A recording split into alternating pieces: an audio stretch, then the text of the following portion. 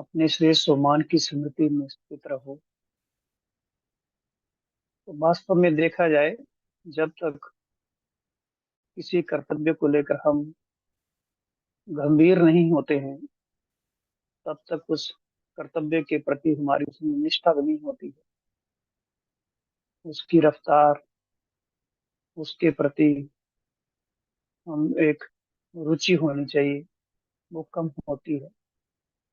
जो अपने दायित्वों के प्रति हम हमेशा सजग रहें, उसके लिए बाबा कहते हैं बच्चे अपने श्रेष्ठ सम्मान में स्थित रहे। इसलिए बाबा हमेशा हम बच्चों को ऊंचे से ऊंचे सम्मान में स्थित।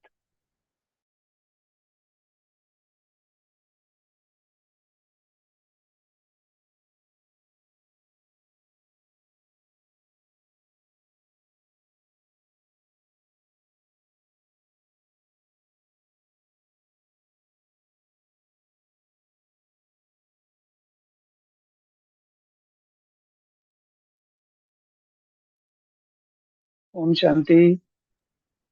हाँ जी, सुनाई दे रहा है। हाँ, तो बाबा हमको हमेशा ऊंचे से ऊंचे सम्मान में स्थित रखते हैं, ताकि हम अपने कर्तव्यों को लेकर हमेशा जागरूक रहें, गंभीर रहें। संसार में भी देखा जाता है, जो ऊंच पदों पर आसीन अधिकारी होते हैं और जो अपने दायित्व को समझते हैं कि हमारी जिम्मेवारी है, कि हमारे से ही सारा देश या समाज जुड़ा हुआ है, जो भी रिस्पॉन्सिबिलिटी दी जाती है, तो उनको अच्छी तरह से निभाते हैं। जब वो पूरी पूरी तरह से जागरूक रहते हैं और सबको अपना समझते हैं, तो उस कर्तव्य को और रुचि से समय पर पूरा करते हैं। ऐसे बाबा भी हम बच्चों को हमेशा कहते हैं, बच्चे, तुम्हारा इतना बड़ा कर्तव्य है विश्व कल्याण का। तुम सारे विश्व के आधार मूर्त हो, उद्धार मूर्त हो। तो कितनी बड़ी रिस्पॉन्सिबिलिटी है हम सब आत्माओं के ऊपर, कि हमारा जो एक एक संकल्प है वो संसार के लिए पोषण का काम करता है। तो हमें तो कितना गहराई से पुरुषार्थ के प्रति संजीदा रहना चाहिए। जो बाबा कहते हैं, तुम पूर्वज भी हो और पूज्य भी हो। अपने दोनों स्वरूपों की हमेशा स्मृति बनी रही। जो आज भी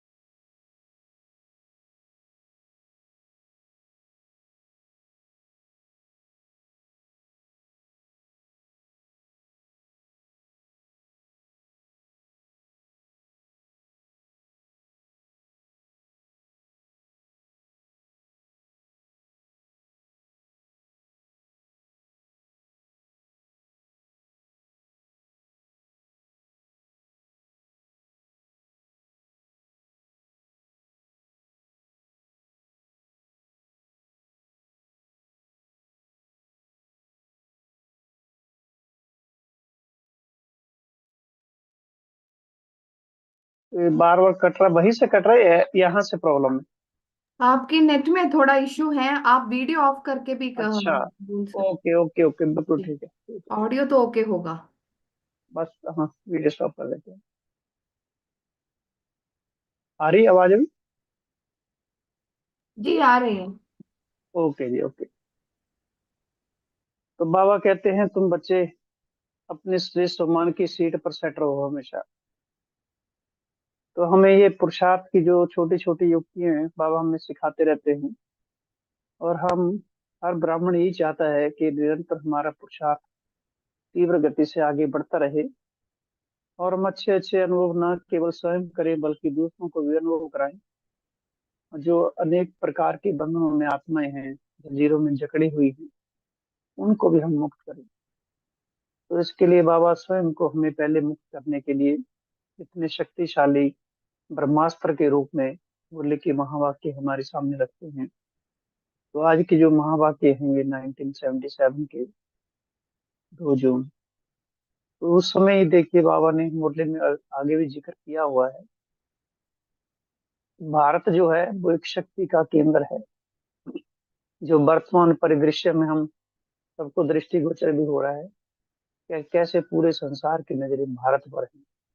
और वो फिर से आदि सनातन देव देवता धर्म का जिस तरीके से आगे वृद्धि हो रही है, और वो सब तरफ से इस धर्म के प्रति अनेक अपेक्षाएं हैं कि संसार का उद्धार कैसे हो। तो ये जैसे भविष्यवाणी ही इस मुरली में दृष्टिगोचर हो रही है कि बाबा ने उस समय ही भारत को कैसे बता दिया कि भारत के प्रति सबकी नजरें हैं, भारत एक शक्ति का केंद्र है। तो एग्जाम्पल देते हुए बाबा हमको कहते हैं, बच्चे तुम भी बीज से जुड़े हुए हो, डायरेक्ट तना हो, और तना से जो अनेक प्रकार की शाखाएं निकली हैं उन सब का तुम पोषण करते हो। तो वास्तव में हमें अपने पुरुषार्थ के प्रति जिस तरीके से गहराई से, गंभीरता से, एक रुचि पूर्वक सजग रहना चाहिए। उसके लिए बाबा के माँ के सचमुच एक संजीवनी बूटी का कार्य करते हैं। कुल मिलाकर हम अगर देखें तो हम कोई भी पुरुषार्थ कर रहे हैं, इसमें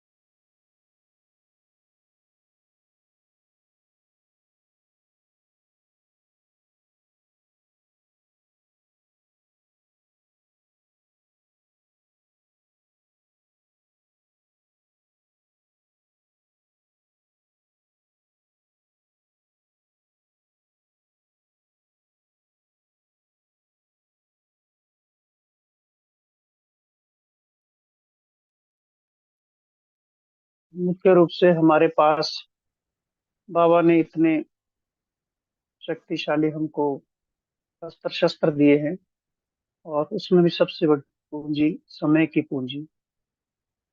तो अगर हम कुल मिलाकर देखें तो अगर समय हमारे हाथ में है और हम कुछ भी पुरुषार्थ कर रहे हैं, चाहे हम मेडिटेशन कर रहे हैं, चाहे हम सेवा कर रहे हैं, चाहे किसी को परिचय दे रहे हैं, चाहे स्थूल कर्म कर रहे हैं, मनसा सेवा कर रहे हैं, तो हमारा एक एक सेकंड जो है वो सारे संसार के लिए जैसे एक एक संकल्प, एक एक सेकंड वो एनर्जी देने का कार्य कर रहा है। एक एक संकल्प के पीछे बहुत शक्ति समाई हुई है।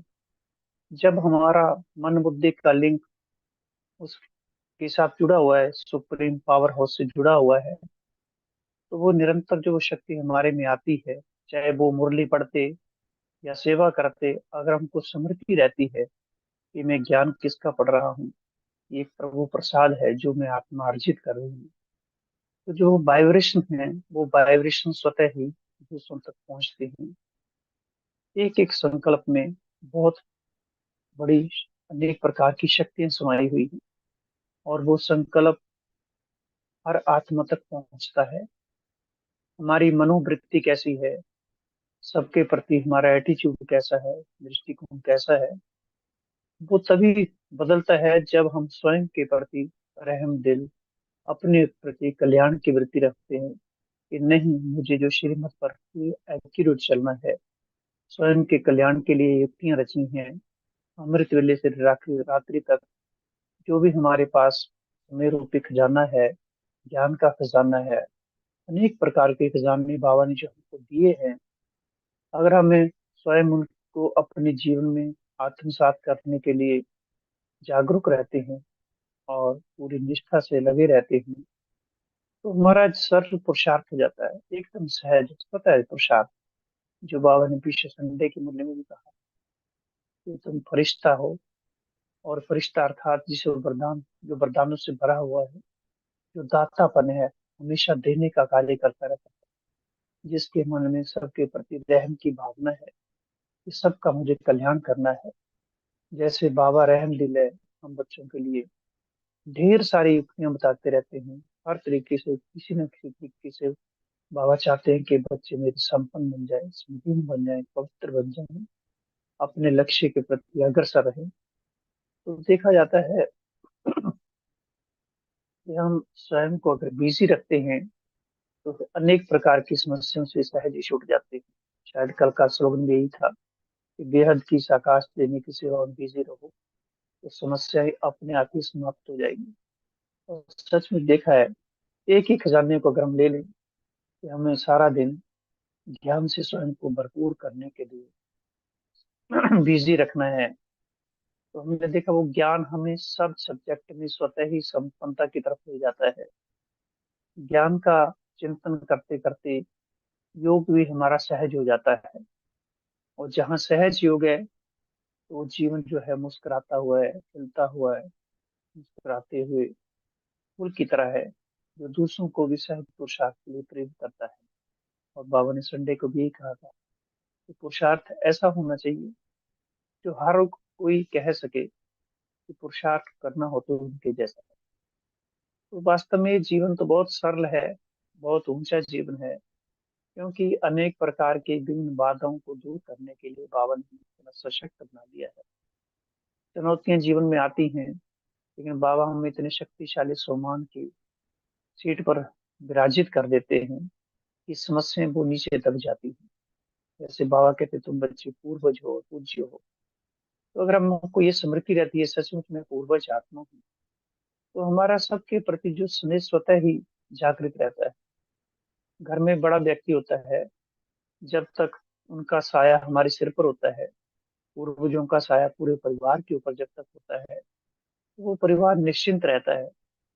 और जैसे ही वो पूर्वज चला जाता है घर से, तो वो वहाँ जो समस्याएं आती हैं, अगर वो स्वयं को उन्होंने सशक्त नहीं बनाया, तो वो समस्याओं के भंवर जाल में ही उलझते रहते हैं। तो ऐसे हम तो सारे संसार के लिए पूर्वज हैं। जैसे संसार की हर आत्मा हमारे नैनों में समाई हुई है। जैसे बाबा कहते हैं बच्चे तुम मेरे नैनों के नूर हो, तो ऐसे हम आत्माएं भी उस बीज रूप बाप के बच्चे हैं, मास्टर बीज रूप है, जो जड़ है, डायरेक्ट तना है। तो संसार की हर आत्मा अर्थात पूरी सृष्टि जैसे मुझ में समाई हुई है। जैसे मैं ही सृष्टि हूँ, मैं श्वास ले रहा हूँ, संसार को श्वास मिल रहा है। मैं अच्छे संकल्पों की रचना कर रहा हूँ, तो संसार को अच्छे संकल्पों की रचना की वो जो शक्ति है, वो स्वतः ही अनुभव हो रही है। अर्थात सर्व आत्माओं का मैं प्राण हूँ, उनको जिये दान देने वाला। मैं अपनी स्थिति को निरंतर अच्छी बनाए रखता हूँ, तो संसार की आत्माओं की स्थिति भी अच्छी स्वतः बनी रहती है। और हमें अपनी स्थिति को श्रेष्ठ श्रेष्ठ बनाने के लिए बाबा ने हमें सिंहासन दिया है। बच्चे हमेशा वृक्ति रूपी सिंहासन पर विराजमान, हमेशा सीट पर सेट हो, उतर क्यों जाते। बाबा कहते ना उतरते हो तो मिट्टी पे पाँव रखते हो, मैले हो जाते हो। और बाबा हमेशा ये भी कहते हैं ब्राइल कुल की आत्माएं हो, ब्राइल कुल की आत्माएं मिट्टी पर पाँव नहीं रखती, गलीचे पर चलती हैं। अर्थात हम सबको देह रूपी मिट्टी से ऊपर अर्श निवासी हैं, देह की दुनिया में रहते हैं, देह देहधारियों के समूह संपर्क में आते हैं, दैहिक आवश्यकताओं की पूर्ति के लिए भाग दौड़ करते रहते हैं। लेकिन ये सारी चीजें करते हुए भी अगर हम न्यारी प्यारी स्थिति में स्थित रहें कि हम वो अल्लाह लोग हैं, हम पूर्वज हैं, पूज्य हैं, सर्व धर्म जो स्थापक हैं, उनके भी हम पूर्वज हैं।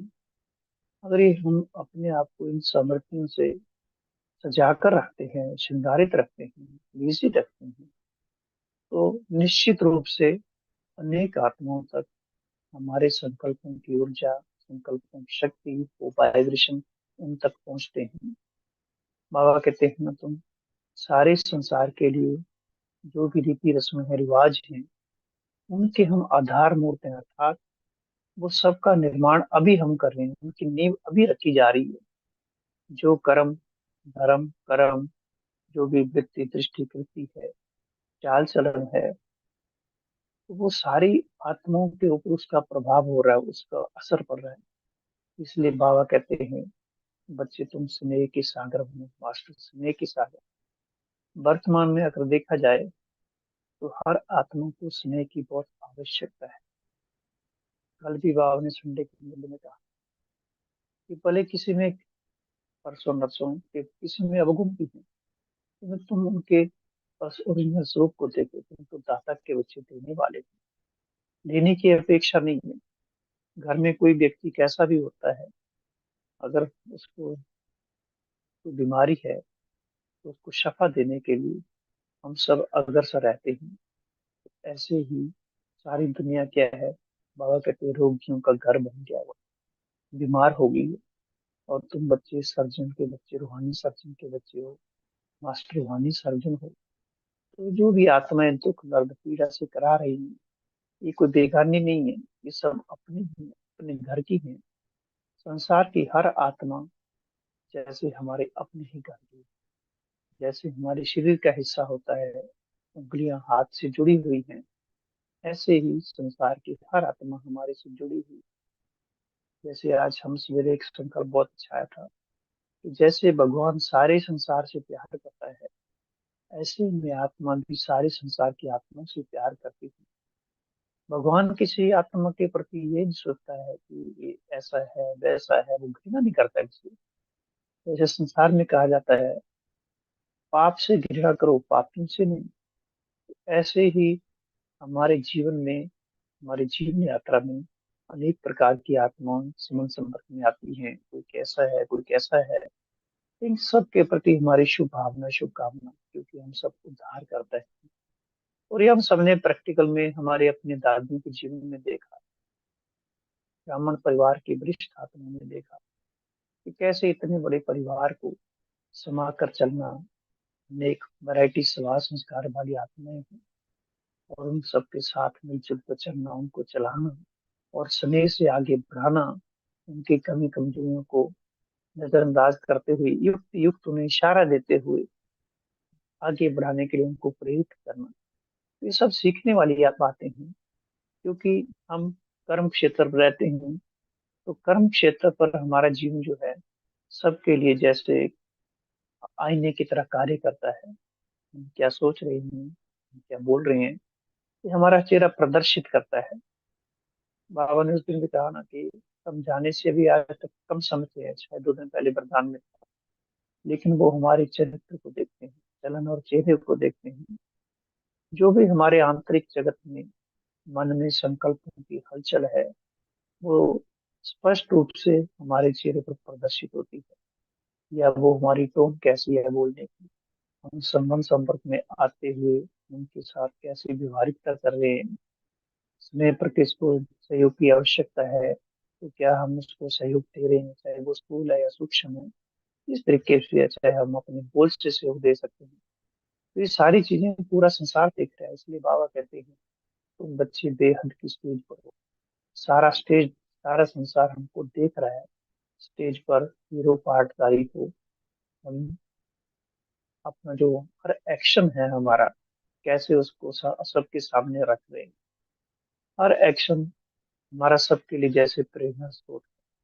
किसी के लिए भी हम कोई भी छोटी मोटी भावना न रखें, बहुत फ्राक हुई बड़ी दिल वाले बन।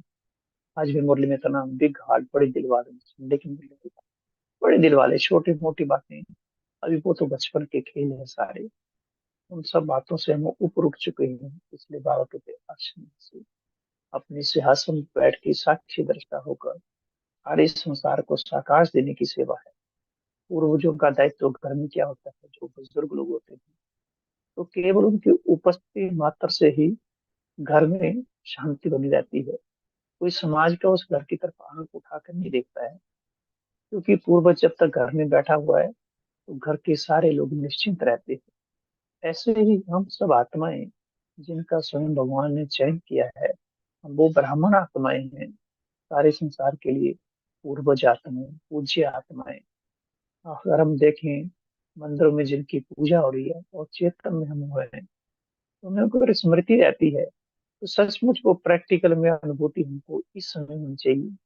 जो बाबा कहते हैं मुक्ति, जीवन मुक्ति की अवस्था का अनुभव, वो अब भी ही करना है। अभी नहीं करेंगे तो फिर कब करेंगे। तो ये छोटी छोटी बातें होती हैं, जिन्हें हमें अपने जीवन में बहुत अटेंशन से प्रैक्टिकल में अपने आचरण में लाना है। अब हम सब उन बातों को इग्नोर कर दें जो हमारे काम की नहीं है, जो छोटी मोटी बातें हैं, जैसे क्या सोचना, बोलना, देखना, करना, झाड़ मूली झाग मूली, ये सारे बीत चुके हैं। अब हमारे कर्तव्य बहुत ऊंचे हो गए हैं। वैसे भी देखा जाता है, छोटे बच्चे हैं, जैसे जैसे वो धीरे धीरे बड़े होते हैं, वो अपने कर्तव्यों के प्रति संजीदा रहते हैं। उन्हें फिर पढ़ाई की, अगर पढ़ाई है, अच्छी मार्क्स से पास होना है, वो छोटे मोटे खेल में ध्यान नहीं देते हैं। पूरे मनोयोग से, पूरे जी जान से वो जुट जाते हैं। ऐसे बाबा के हम सब बच्चे हैं, विशेष रत्न, विश्व की स्टेज पर हम अपना पार्ट प्ले कर रहे हैं। पूर्वज आत्माएं हैं, पूज्य आत्माएं हैं। इस सम्मान की अगर हमको समृद्धि रहती है, तो जैसे हम सारे संसार के लिए एक जैसे शक्ति का केंद्र हैं। इसी मामले में बाबा ने आगे ये भी जिक्र किया है कि साइलेंस से ही साइंस की उत्पत्ति हुई है। सचमुच सारे संसार को अगर इस महावाक्य के अनुसार भी हम दृष्टि लगाएं सारे संसार पर, तो जितनी भी साइलेंस की इन्वेंशन की जा रही है, उस साइंस की इन्वेंशन की जा रही है, तो उसका आधार कौन है? Silence power. और उस साइलेंस पावर का गहराई से अनुभव कौन कर रहा है? हम केवल मुख्य और आत्मा इस संसार की। तो हमारा उस साइलेंस के सागर से हमारा कनेक्शन है, उस उसकी एनर्जी से साइंस जुड़ी हुई है। तो जैसे हमारे एक एक संकल्प वैज्ञानिक को विपरीत करता है। जैसे बाबा ने उस दिन संदेश में भी कहा था, या दादियों के बारे में कई बार जिक्र करते हैं कि कैसे बाबा कहते हैं दादियां केवल साइंटिस्टों को प्रेरित कर रही हैं, क्या सेवा कर रही हैं मठ में बैठ के। तो ऐसे ही हम सब आत्माओं की इतनी बड़ी जिम्मेवारियां हैं। अगर हम उन जिम्मेवारियों को अपनी स्मृति में रखते हैं, निरंतर जागरूक रहते हैं, तो निश्चित रूप से हर आत्मा का कल्याण संभव है। वो निश्चित रूप से होना ही है। और बाबा कहते हैं ना, तुम बच्चे कल्प कल्प की विजयी आत्मा, तुम्हारी विजय नहीं तुम किसकी होगी? तो सचमुच कदम कदम पर अगर हम थोड़ा सा हम समझने से समर्थ रहते हैं, तो हमारा जीवन एक चलती फिरती एक लाइब्रेरी है, सबके लिए सेवा का सहज साधन है।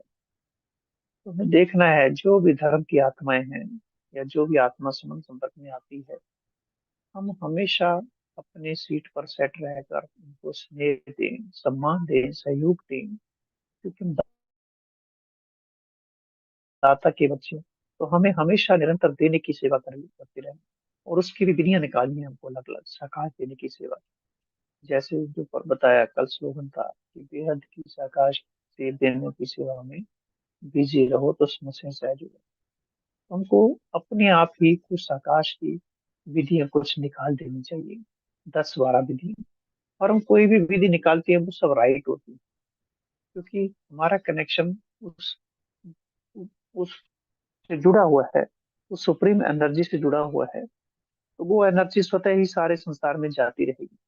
तो साकाश देने के लिए हम भले आत्माओं को अलग अलग भागों में विभाजित कर सकते हैं। जैसे आ, कल भी हम मॉर्निंग में जिक्र कर रहे थे कि जो हमारा शरीर है, अगर हम यही सोच ले कि ये साकाश देने का बॉडी साकाश बॉडी है, अर्थात इस बॉडी भी साकाश जा रहा है, क्योंकि ये तन भी अब उसके ऊपर समर्पित हो चुका हुआ है। जो भक्ति ने कहा, तन मन धन सब कुछ तेरा। तो ये भी साधारण शरीर नहीं है। जिसकी भी दृष्टि हमारे शरीर पर पड़ती है, तो वो हमारे शरीर से उसको अलौकिक एनर्जी की महसूसता हो।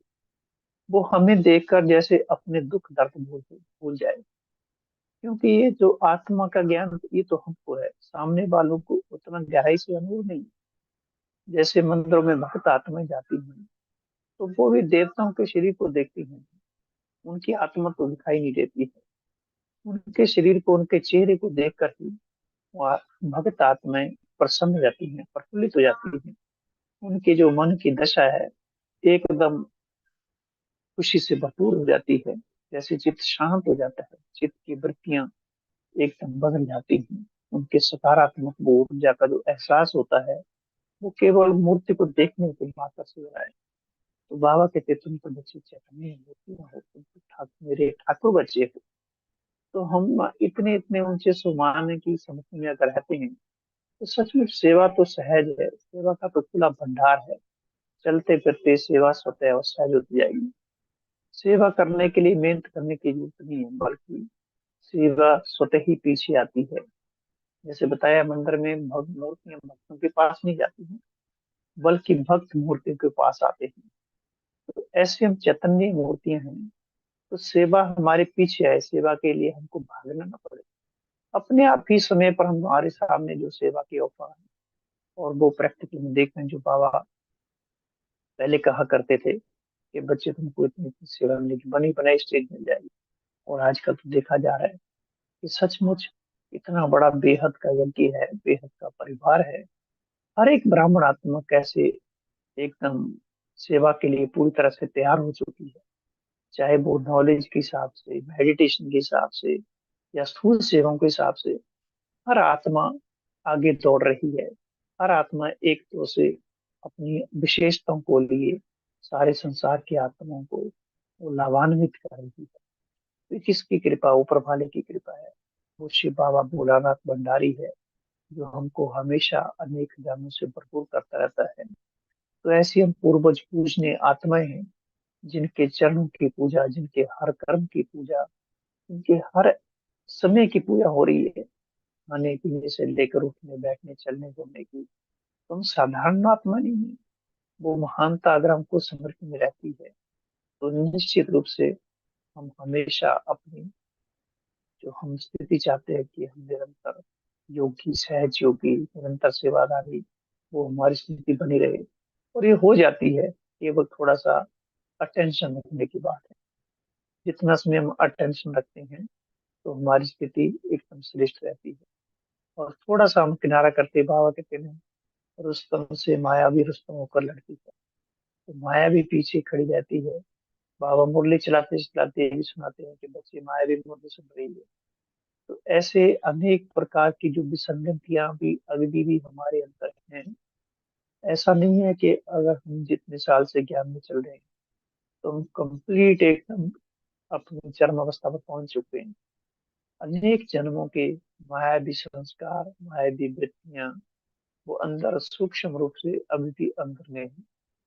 तो उनको भी हमको स्वीकार करते हुए उनको निकालने का प्रयास करने के बजाय, अगर हम स्वयं को ज्ञान से भरपूर करने का पुरुषार्थ करते रहते हैं, अपने सोमान की सीट पर सेट रहने के लिए नए नए सोमानों का निर्माण करते रहते हैं, नए नए सोमान के निर्माता बन जाते हैं, अच्छे अच्छे संकल्पों की रचना करते हैं। अव्यक्त वाणियां हैं, साकार वाणियां हैं। हम तो कहते हैं जैसे हमारे लिए सचमुच ये एकदम बहुत शक्तिशाली खुराक, ना केवल खुराक है, बल्कि ये एकदम प्योर ब्रह्मा भोजन है। जैसे हमारे लिए वो स्थूल ब्रह्मा भोजन तो कोई भी तैयार कर सकता है, स्वादिष्ट है स्वादिष्ट। लेकिन ये जो भगवान के महावाक्य ब्रह्मा भोजन के रूप में हमारे सामने है, इसको जितना खाएं उतना कम है। और सचमुच इसका हम जब स्वरूप बन जाते हैं, तो उसकी जो एक गहरी अनुभूति है, एक जो सुख फीलिंग है, जो बाबा के अतीन्द्रिय सुख है, सचमुच वो बहुत ऊंची अवस्था है।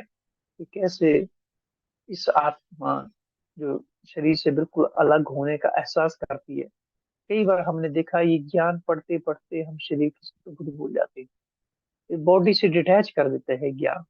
इस ज्ञान में न केवल एक शब्द समाये हुए, बल्कि इस ज्ञान में परमात्मा पावर समाई हुई है। हम तो केवल यही सोचते हैं, ना केवल परमात्मा पावर पावर, बल्कि स्वयं परमात्मा, स्वयं शिव बाबा इन शब्दों में समाया हुआ है, अपने महावाक्य में समाया हुआ है। उसकी सारी एनर्जी, सारा प्यार, सारी प्योरिटी इस ज्ञान में समाई हुई है। अगर हम इस ज्ञान से इतना प्यार कर लें, इस ज्ञान को हम चबाना सीख लें, इस ज्ञान को बार बार अपनी आंखों के सामने दोहराना, अब मन में दोहराना, आंखों के सामने लाएं, नए नए तरीके से इस ज्ञान में हम अपने आप को डुबा दें, आत्मा जैसे प्रफुल्लित हो जाती है। जो बाबा कहते हैं, आत्मा को पंख लग जाते हैं उड़ने के, मुक्ता के पंख, हिम्मत के पंख। आज भी थाना प्रदान हिम्मतवान आत्मा। ज्ञान हम सबको हिम्मतवान बनाता है, अपनी छोटी मोटी बातों से परे ले जाता है। जो भी टाइम हमारा वेस्ट होता है, फिर एक बार अगर चस्का पड़ गया इस चीज का, पुरुषार्थ का चस्का पड़ गया, ज्ञान पढ़ने का चस्का पड़ गया, अच्छे अच्छा योग के भिन्न भिन्न प्रयोग करने का चस्का शौक पड़ गया, तो छोटी मोटी बातों से हम स्वतः ही किनारे हो जाते हैं। भले फिर भी मन संपर्क में आते हैं, कोई कुछ बोलता है, कोई कुछ बोलता है, तो वो भी हमको कोई मायने नहीं रखती हैं। जैसे वो सुनते हुए हम उनको सुनते नहीं, भले उनके बीच में बैठ रहे हैं, चल रहे हैं, उठ रहे हैं, लेकिन वो बातें जैसे स्पर्श ही नहीं कर पाती है हमें। क्योंकि ज्ञान आत्मा के अंदर गहरा चला जाता है, तो आत्मा एक बार इस अविनाशी प्यार से, अविनाशी सुख शांति से, परमात्मा प्यार से एक बार जब भाव विभोर होती है, उसका मन और नाच उठता है। तो संसार के जो आकर्षण है, चकाचौंध है, ये सब छोटी मोटी चीज है, ये पूर्वजों को आकर्षित नहीं कर सकती। तो हम इस सृष्टि के आधार मूर्त हैं, बेस है, एक निर्माण, जो बिल्डिंग का निर्माण होता है, तो उसका फाउंडेशन कितना ठोस और गहरा होता है। तो ज्ञान हमको गहराई से ले जाता है, क्योंकि हमको पूरे 84 जन्मों की बिल्डिंग खड़ी करनी है। सारे कल्प की कमाई अभी हमको करनी है। जो बाबा कहते हैं, मनसा बाचा कर्म समन संपर्क में जमा का खाता बढ़ाओ। देखो कहाँ, अजी बाबा ने कहना अपने आप से पूछो, सदा हर्षित रहते हैं। तो हर्षित रहने का ये ज्ञान हमको हर्षित बना देता है, ये हमको प्रसन्न कर देता है, खुशियों से भरपूर कर देता है, फुल चार्ज कर देता है, आत्मा को उड़ाने लग जाता है। तो संसार में हमने यही देखा पुरुषार्थ में, कि इस ज्ञान में अपने आप को डुबो दे। इतनी सारी अव्यक्त वाणियां हैं, साकार वाणियां हैं। हम तो कई बार दफा सोचते हैं कि इतना होमवर्क अभी भी पड़ा हुआ है, इतना, और इस पुरुषार्थ में इतना सुख समाया हुआ है, उसके आगे सारे सुख फीके। कई बार तो ये ज्ञान योग से भी शक्तिशाली हो जाता है। और बाबा ने भी कुछ दिन पहले मुरली में कहा था कि बाप को याद करने से ज्यादा फायदा बाप के ज्ञान को याद करने में, जितना फायदा बाप के ज्ञान को याद फायदा करने में है, अर्थात बाप की याद स्वतः बनी रहती है। क्योंकि ज्ञान में अपने आप को बिजी रखने से मन बुद्धि भटकने के चांस बहुत कम हो जाते हैं। बिना ज्ञान के जब हम ध्यान का प्रयास करते हैं, तो मन बुद्धि के भटकने के बहुत चांस रहते हैं। इसलिए जो भी हम पुरुषार्थ करते हैं, जब भी करते हैं, तो उसकी प्लानिंग, बाबा कहते हैं, अपनी प्लानिंग बनाओ। जैसे संसार में बाबा एग्जाम्पल देते हैं, बड़े लोगों का, वीआईपी लोगों का मिनट टू मिनट टाइम होता है। तो बाबा कहते हैं, तुम तो संसार में बड़े दिल आईपी लगा दो, वो आत्माएं हैं संसार की उद्धार में, आधार में। अगर हम हिलते रहेंगे तो संसार हिलता रहेगा। बाबा कहते हैं, हिलना रोना दोनों बंद। कल के वरदान था, मॉर्निंग के कल का वरदान था, उसके विस्तार में था, हिलना भी बंद, रोना भी बंद, हलचल भी नहीं। आज भी वरदान में था, चाहे बीमारी आती है, धन की हलचल आती है, परिवार की आती है, ये हलचल तो आती रहेगी। लेकिन हम सभी स्थितियों में, जो कहा जाता है, निंदा स्तुति जय पराजय सुख दुख में एक रसवित प्रज्ञ।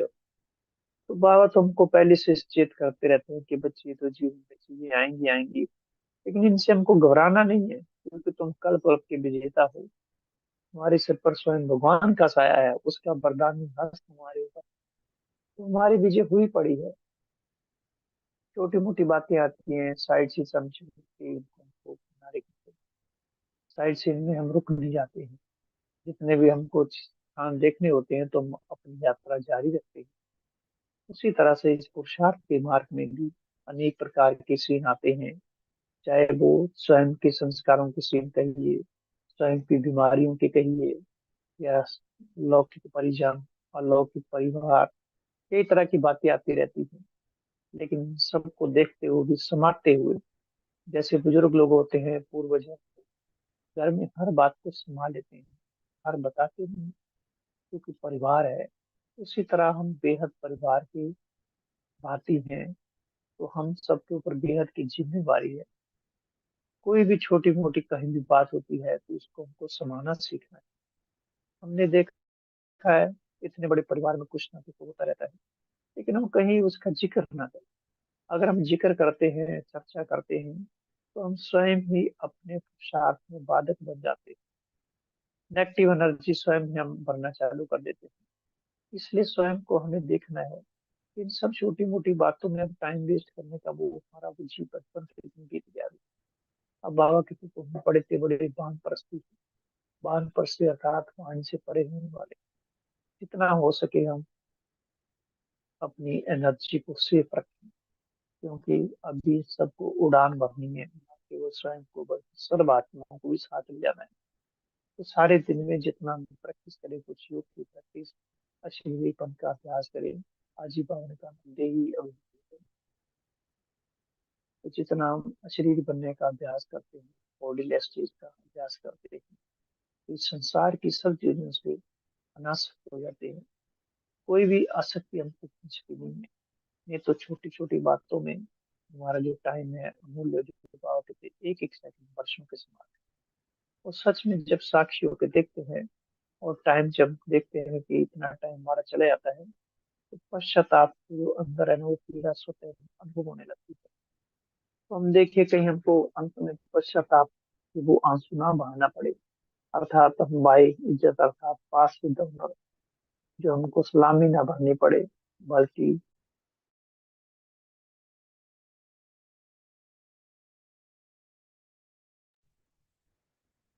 हमको छोटी छोटी बातों का ध्यान रखते हुए पुरुषार्थ के प्रति गंभीर भी रहना है, आगे बढ़ते रहना है।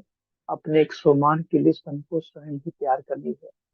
जैसे पूर्वज और पूज्य हैं, हमने देखा है ये, अगर हम जब मेडिटेशन करते हैं सवेरे मॉर्निंग में जब भी, तो हम बाबा के तीस सुमान की माला गले में पड़ी रहनी चाहिए।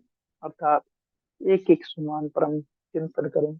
अगर हम 1 घंटा मेडिटेशन में बैठे हैं, तो ये पुरुषार्थ में स्वयं को बिजी रखने का, मन को एकाग्र करने का बहुत सहायक तरीका है। हम 1 घंटे के लिए 21 सुमान की माला पहन के बैठते हैं। जैसे मंदिर में मूर्ति को माला पड़ी होती है, ऐसे मैं सुमान की माला से श्रृंगारी हुई मूर्ति, उस सुमान के एक एक मन को देखना।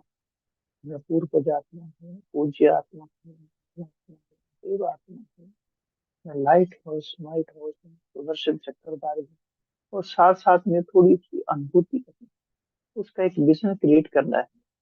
जैसे पूर्वज आत्मा है, तो उसका विजन क्रिएट करना है। कि पूर्वज कैसे है, ब्रह्मा बाबा को हम अपने सामने रखें, अपनी दादियों को सामने रखें, कि कैसे हमेशा बड़ी दिल बेहद के प्राण के और सारे संसार के प्रति कितना प्यार उनके अंदर समाया हुआ है। तो मैं वही आत्मा हूँ। जैसे वो सबको देने वाले हैं, मैं निरंतर सबको लुटा रहा हूँ। वो परमात्मा प्यार, परमात्मा ऊर्जा, शक्तियाँ सबको लुटा रहा हूँ। ऐसे एक एक सम्मान का चिंतन करें। जैसे मैं लाइट हाउस हूँ, सच में मेरा एक एक संकल्प सबको जैसे रोशनी दे रहा है, सबके जीवन के अंधकार को समाप्त करता जा रहा है।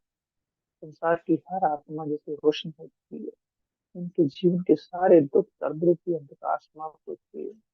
ऐसे अगर हम चिंतन करते करते वो सम्मान की माला पहन के रखते हैं, तो बहुत एनर्जिक तेज का अनुभव होता है। और उसका परिणाम मेडिटेशन के बाद बोलने को मन नहीं करे। हाँ बोलेंगे, केवल सार युक्त भाव के तंत्र, आज की मिलन का तंत्र, ज्ञान का तंत्र तुम बच्चों को मिला है। तो सार युक्त हमारी वाणी पर स्वतः जो व्यर्थ बातों से विराम लग जाता है, बोलने का मन नहीं करेगा। सुनने में आती है, कोई कुछ बोलता है, कोई कुछ बोलता है, लेकिन उनमें से भी न्यारे प्यारे रहते हैं। और जो बोलने वाला उसके प्रति भी हमारे मन में कोई गिरना नहीं करती, क्योंकि सब आत्माओं की शक्ति अपनी अपनी, अंडरस्टैंडिंग अपनी अपनी है। लेकिन अगर उनके प्रति भी शुभ भावना शुभकामना रखते हैं, तो निश्चित रूप से वो आत्माएं भी व्यर्थ से मुक्त होने के लिए प्रेरित हो जाती है, और धीरे धीरे वो मुक्त हो जाती है। क्योंकि हमने एक दृढ़ संकल्प अपने आप से, एक प्रतिज्ञा जो की होती है कि मुझे व्यर्थ के जंजाल में नहीं जाना है। मेरा जो कर्तव्य है उसमें हमको स्वयं पूरी तरह से झोंक देना है। मैं उस कर्तव्य के प्रति निरंतर अपने आप को बिजी रखता हूँ। तो ऐसे सोमान की माला पहने रखें, सोमान का चिंतन करें। अव्यक्त हवा की जो साकार मूल्य होती है, डेली मूल्य, एक चीज हमने देखी है, जो डेली मूल्य है उसमें से केवल 15-20 शब्द चुन लीजिए, और उसको याद करने की टेक्निक सीख लीजिए। चाहे वो अल्फाबेटिकली या ABCD के हिसाब से। तो अगर 15-20 शब्द भी हमारे मुट्ठी में आ जाते हैं, तो हमें पता रहता है कि हमारी झोली में कुछ तो कुछ ज्ञान रखा है। और वो धीरे धीरे उसका चिंतन करते रहते हैं, तो फिर वो ज्ञान बढ़ता जाता रहता है। और उस ज्ञान का असर सारा दिन हमारे ऊपर रहता है, और एक योग युक्त अवस्था की वृत्ति हमारी बन जाती है। और वाइब्रेशन होता है हमारे, चलते फिरते उठते बैठते हमारी वृत्ति सबके प्रति भी वो ज्ञानवान ज्ञान स्वरूप हो जाती है। जैसे कल बाबा ने कहा, तुम अपने सत्य स्वरूप को जानते हो, बात को जानना, यथार्थ जानना, उस पर चलना, उसका स्वरूप बनना, ये प्रैक्टिकल में अनुभव होता है, क्योंकि जिस तरीके से हम ज्ञान को जितना गहराई से समझते जाते हैं, वो हमारे चित्त पे समा जाता है। हमारी कर्मेंद्रियां स्वतः वैसे ही कार्य करने लगती है। जैसे देखा होगा, संसार में कोई भी नाटक देखते हैं, फिल्म देखते हैं, तो देखने वालों की दृष्टि वृत्ति कुछ की वैसी हो जाती है। तो हम सारा दिन अपने आप को एक ज्ञान के में डुबोते रहें, ज्ञान सागर में डुबा रखें, ज्ञान के चिंतन में अपने को बिजी रखें, ज्ञान से प्यार करें, उसको नए नए तरीके से समझने का प्रयास करें। ऐसा तो हमको जीवन में कभी समझना नहीं कि ज्ञान को हमने पूरी तरह समझा। ये तो बाबा कहते हैं, हम तब तक जब तक जीना है, तब तक पढ़ना है। सच कुछ नए नए रहस्य ज्ञान के अनुभव होते हैं। हर बार मूल्य पढ़ते तो उसमें नवीनता कुछ न कुछ आती में आती है, क्योंकि इतना ऊंचा ज्ञान है। और हम अगर नीचे की अवस्था में बैठ के सुनते हैं, तो उस ऊंचे से ऊंचे ज्ञान की अनुभूति करना थोड़ा मुश्किल लगता है। इसलिए अपने आप को ऊपर उठाने के लिए इस ज्ञान की भट्ठी में जो करना है। योग की भट्टियां तो चलती हैं, लेकिन हमने देखा योग की भट्टी के भी तो आप ज्ञान ज्ञान की भट्टी, ज्ञान की युवा मूल्य में कहा एक बार, ज्ञान के कोयले ज्ञान की लकड़ी।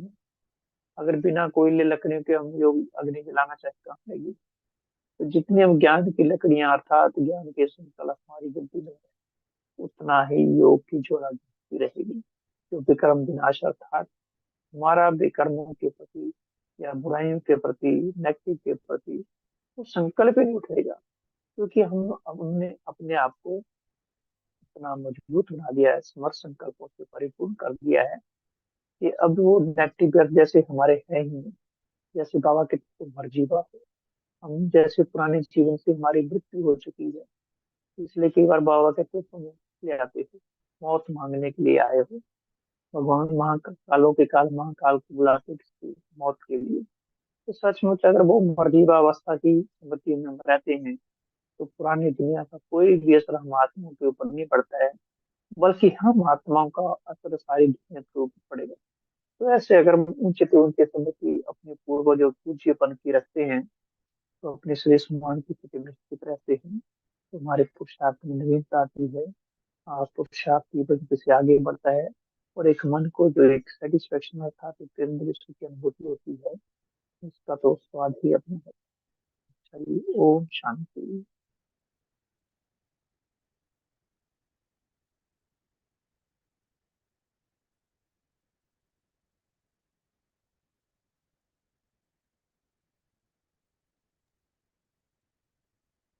ओम शांति। ओम शांति भाई जी। ओम शांति। किसी का कोई प्रश्न है? कोई कुछ पूछना चाहता है? सब प्रश्नों से पार है, हमेशा सब प्रसन्न रहने वाले। सब प्रसन्नचित हो गए। आपने इतने क्लियर कर दिया कि सब प्रसन्नचित हो गए, प्रश्नों से पार हो गए। नहीं, सब हैं ही, पार ही है। नहीं नहीं, ऐसी बात नहीं है। आपने क्लियर इतना अच्छा कर दिया टॉपिक। चलिए 1 मिनट का साइलेंस में योग करेंगे। जी चलिए। जी। ओके। ओम शांति। Thank you very much. Okay जी, वेलकम।